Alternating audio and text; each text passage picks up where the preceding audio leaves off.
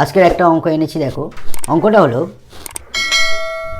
x two the power x two the power 4 is equal to 64। এইখান থেকে আমরা কিভাবে x এর মানটা বের করছি দেখো। সলভ। অঙ্কটা আছে আমাদের x two the power x two the power 4 is equal to 64। দেখো এই অঙ্কটা করতে গিয়ে আমরা ধরি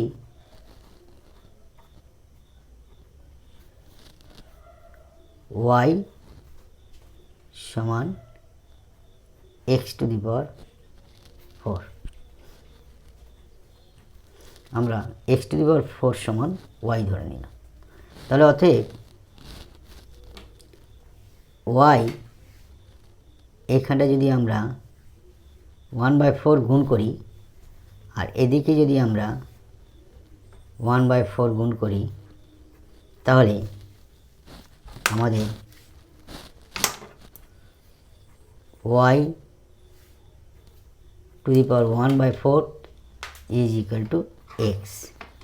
তাহলে দেখো এক্সের জায়গা আমরা এইটা বসাতে পারি, আবার ওয়াইয়ের জায়গা আমরা এক্স টু দি পাওয়ার 4 বসাতে পারি। এক্স টু দি পাওয়ার 4-এর জায়গায় ওয়াই বসাতে পারি, এক্সের জায়গায় ওয়াই টু দি পাওয়ার 1/4 লিখতে পারি। তাহলে দেখো বা আমরা এক্সের জায়গা লিখব, এইটা লিখব, এইটা আমরা এক্সের জায়গা লিখছি। তাহলে ওয়াই টু দি পাওয়ার 1/4 আর এক্স টু দি পাওয়ার 4-এর জায়গা আমরা লিখব, এক্স টু দি পাওয়ার 4-এর জায়গা আমরা লিখব ওয়াই। আমরা ওয়াইটা ধরে নিয়েছি সমান সমান 64। অতএব এটা বাইরে চলে যাবে, বাইরে চলে গেলে ওয়াই 1/4 গুণ ওয়াই ইজ ইকুয়াল টু 64। অতএব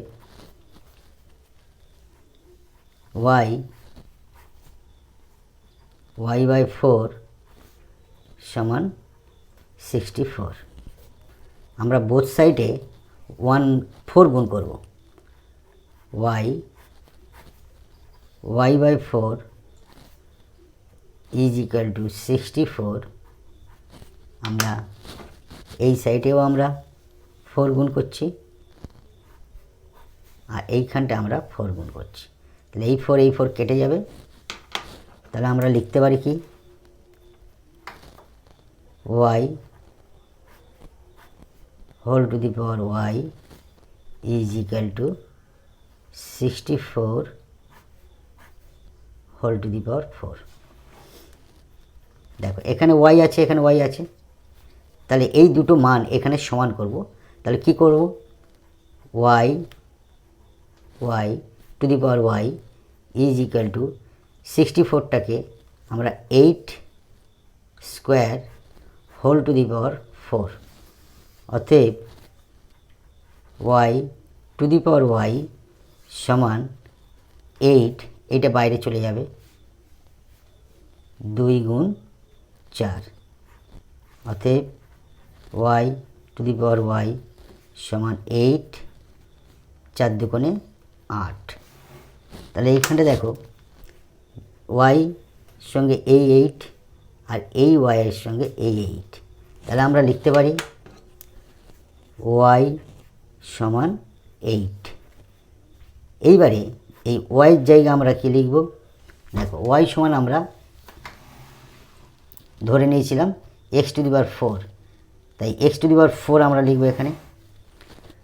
ওয়াইয়ের জায়গা আমরা লিখছি x to the power 4 is equal two 8। অতএব এক্স টু দি পাওয়ার 4 এখানে আমরা 1/4 গুণ করছি, 8 এখানটা আমরা 1/4 গুণ করছি, এই 4 কেটে গেল। অতএব এক্স সমান এইটার জন্য আমরা লিখতে পারি রুট চতুর্থমূল 8। অতএব এক্স সমান চতুর্থ মূল টু কিউব, 8টাকে ভাঙিয়ে দেখলাম, it will be answer. Thank you.